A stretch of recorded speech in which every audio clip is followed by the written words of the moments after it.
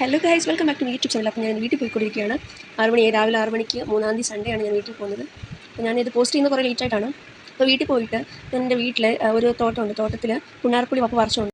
ഇത് കേരളക്കാർക്കൊക്കെ പുണ്ണാർപ്പുളി എന്ന് പറയുന്നത് ഫെമിലിയർ ആയിരിക്കത്തില്ല, പക്ഷേ കർണാടകയിലുള്ള മലയാളീസിനൊക്കെ ഇതറിയാം. മലയാളീസിനെല്ലാം എല്ലാവർക്കും അറിയാം. അപ്പോൾ ഇതാണ് പുണ്ണാർപ്പുളിയുടെ മരം. ഇത് സെയിം മാംഗോസ്റ്റിൻ്റെ വേറൊരു വിധമാണ്. ഇതുണ്ടോ, ഇങ്ങനെയാണ് ഇരിക്കുന്നത്. ഇത് പഴുത്ത പുണ്ണാർപ്പുളിയാണ്.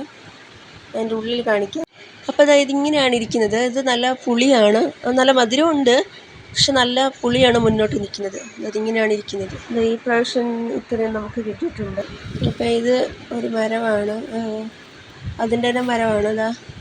ഇതാണ് പച്ചക്കായ അതിൻ്റെ. ഇതിങ്ങനെയാണ് ഇരിക്കുന്നത്. അപ്പോൾ ഇപ്പോൾ എല്ലാം വറയ്ക്കുവാണ്. ഉണ്ടോ, ഇത്രയും കിട്ടി നമുക്കിപ്പോൾ.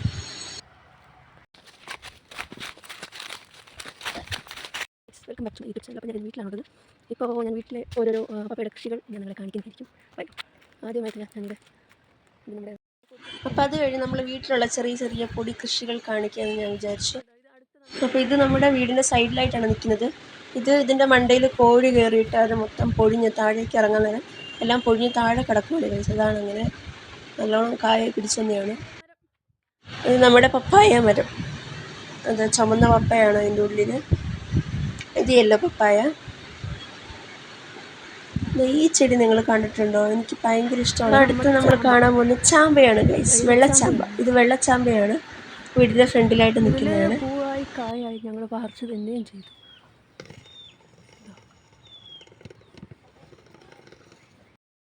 ചിക്കു കാണാം ഗൈസ്, ഇതാണ് ചിക്കു മരം. ചിക്കു സപ്പോട്ട എന്ന് പറയത്തില്ല, അതാണ് ചിക്കു. അതിലൊരു കാ നിങ്ങളവിടെ കാണുന്നുണ്ടോ? ഇവിടെ വേറെ കായൊന്നും ആയിട്ടില്ല എന്ന് തോന്നുന്നു. അതൊന്നും പഴുത്തിട്ടില്ല, മേളിലായിട്ടുള്ളത് പഴുത്തിട്ടില്ല ഗൈസ്. ഒരു മാസം മുന്നേ ഞങ്ങളിത് പറിച്ച് കഴിച്ചായിരുന്നു. ഇനി അടുത്തത് കാണാം. ഇത്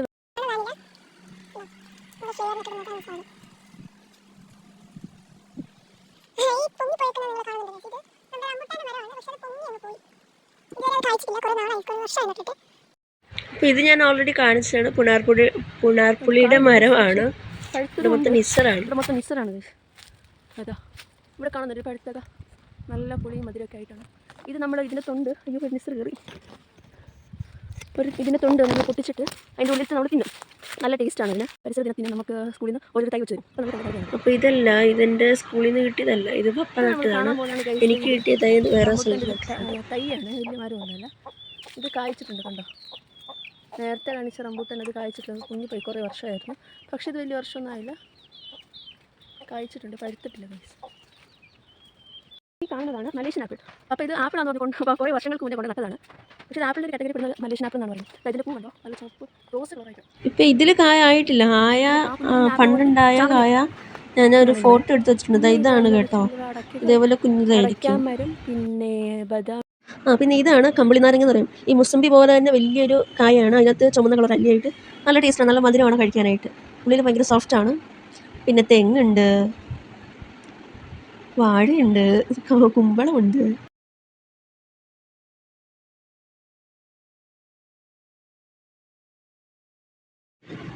പിന്നെ നമ്മുടെ റബ്ബർ. ഇവിടെ ഒരു പ്ലാവ് നിൽപ്പുണ്ട്, കൂടപ്ലാവാണ്, വരിക്കയല്ല, വരിക്ക അപ്പുറത്താണുള്ളത്. അപ്പോൾ ഇതൊക്കെയാണ് നിങ്ങൾ ഈ കണ്ടതൊക്കെയാണ് എൻ്റെ പപ്പയുടെ വീട്ടിലെ അല്ലറ ചില്ലറ പൊടി കൃഷികൾ. പിന്നെ നിങ്ങൾ കൊക്കോ കാണാൻ മാത്രം വിട്ടുപോയി ഗൈസ്. ഞാനിപ്പോൾ കാണിച്ചു തരാമേ. കൊക്കോയുടെ ചെടി, കൊക്കോ.